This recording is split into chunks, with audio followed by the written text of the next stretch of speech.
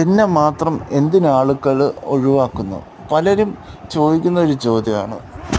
എപ്പോഴും ദേഷ്യം കാണിക്കുന്ന ആൾക്കാർ, അല്ലെങ്കിൽ എപ്പോഴും കുറ്റം പറയുന്ന ആൾക്കാർ മിക്കവാറും ആർക്കും കൂട്ടുകൂടാനോ കൂടുതൽ നേരം സ്പെൻഡ് ചെയ്യാനോ ഇഷ്ടപ്പെടത്തില്ല. പിന്നെ ബന്ധങ്ങളായാലും സൗഹൃദങ്ങളായാലും ആത്മാവ് കൊടുത്താലേ ആത്മാവ് തിരിച്ചു കിട്ടത്തുള്ളൂ. ഒരു ഗിവ് ആൻഡ് ടേക്ക് അവെയാണ് എല്ലാ റിലേഷൻഷിപ്പും. പിന്നെ ആവശ്യത്തിന് മാത്രം കൂട്ടുകൂടുന്ന ആൾക്കാരെയും എല്ലാവരും ഒഴിവാക്കും. പുതിയ ബന്ധങ്ങളോ സൗഹൃദങ്ങളോ കിട്ടുമ്പം പഴയതിന് വില കൊടുക്കാത്ത ആൾക്കാരെയും എല്ലാവരും ഒഴിവാക്കുക തന്നെ ചെയ്യും. സംസാരിക്കുമ്പം സന്തോഷം കിട്ടാനാണ് എല്ലാവരും നോക്കുന്നത്. അതുകൊണ്ട് സന്തോഷം തിരിച്ചു തരുന്ന ആൾക്കാരോട് മാത്രമേ എല്ലാവരും കൂട്ടുകൂടാൻ ആഗ്രഹിക്കത്തുള്ളൂ.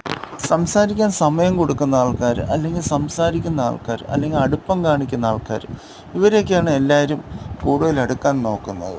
അതുപോലെ മൂഡ് അനുസരിച്ചല്ല, വ്യക്തിത്വം അനുസരിച്ച് വേണം ആൾക്കാരായിട്ട് കൂട്ടുകൂടാൻ അല്ലെങ്കിൽ സംസാരിക്കാൻ.